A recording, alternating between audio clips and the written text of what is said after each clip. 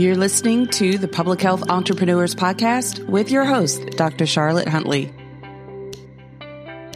Greetings, everyone, and thank you for joining me on this episode.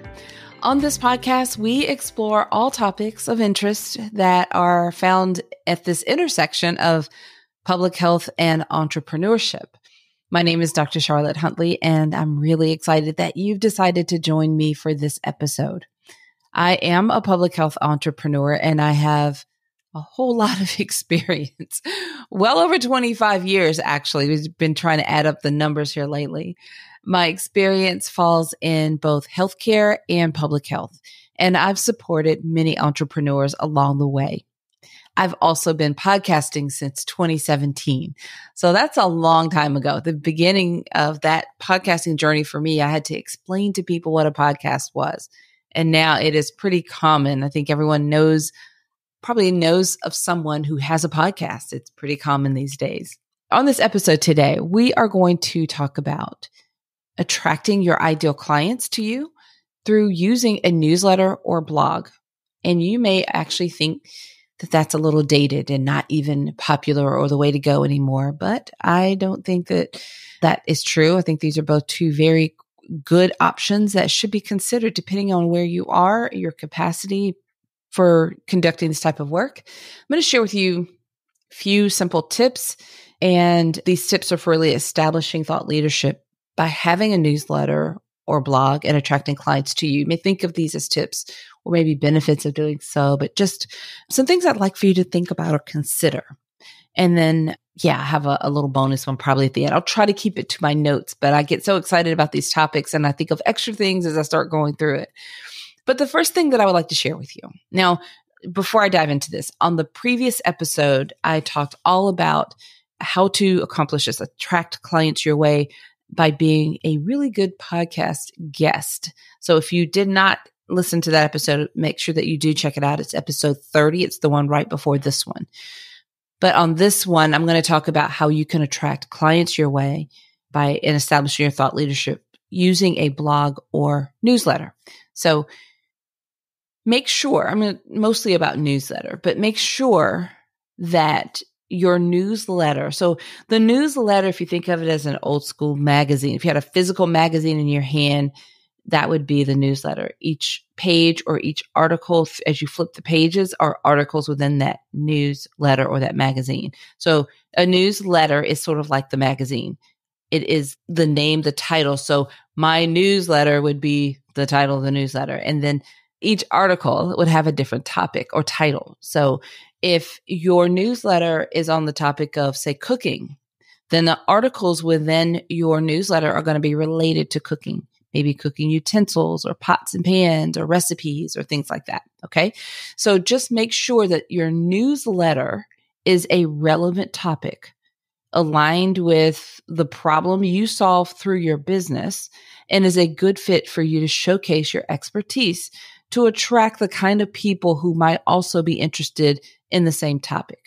In other words, the topics of your newsletter should answer the questions that your ideal clients are walking around thinking about. You might find hints of what to consider by thinking about the questions that most people ask of you. Okay. You can also go back to maybe how some of your clients, your current clients, have come to you and the questions they ask or what they ask at the very beginning. All right. Okay. So the next thing that I want you to think about is focus on giving value through your newsletter articles, keeping them informative, succinct, and easy to read. So sometimes people talk about a shorter article versus a long article. I think that's your preference. You can do a mixture. Sometimes the longer ones tend to be more resourceful, but so can those shorter ones. That's really a personal preference. But the main thing, regardless if they're long articles or short articles, you want them to be informative, succinct, so organized and well written, and easy to read. People are busy and we don't have to fight against this all the distractions. So you just want them to be able to scan through or flow through. All right. So these types of articles are also easily and quickly shared. which helps you establishing your authority. Because if when someone reads it, you've done this, right? You read something and it sounds good. You think, I've got to share this with somebody. Or I'm going to save it, or it becomes a reference for you. That helps you to also quickly establish your authority, because if someone is sharing it, then they're not only being exposed to you, but they're going to share it to their network or someone else who would then be introduced to you, your newsletter, the topics, and learning about you and your business through those articles or through that particular article. I would just add, here's one of my little bonus tips to add in here, but you want to make sure that it's an easy to share platform.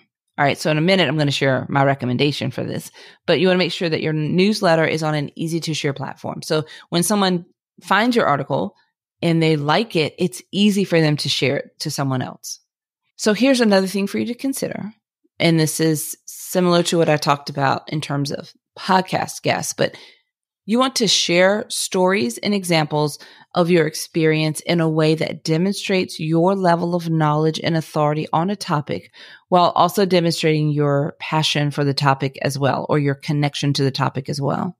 So in the previous episode of when I talked about podcasting, I used the example of diabetes. So I'm not going to use that here, because I want you to think about your newsletter and the topic of your newsletter, the articles, and think about the work that you do. And also, like I mentioned earlier, if you can find those topics or focus on those topics that your ideal clients are walking around thinking about, then your articles are always going to land with someone that goes, oh my gosh, I was looking for this. I've been thinking about this.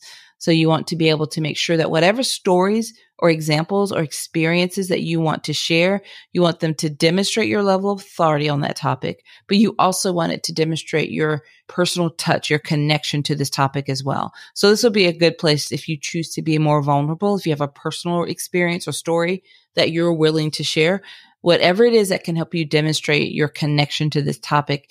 This is a good thing to include in your articles through the stories that you tell in the articles.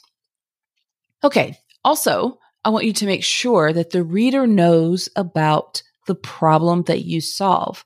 Sometimes we leave that out. You'd be surprised how often and how easy it is to leave that out. But you want to make sure that that reader knows the problem you solve and how to work with you.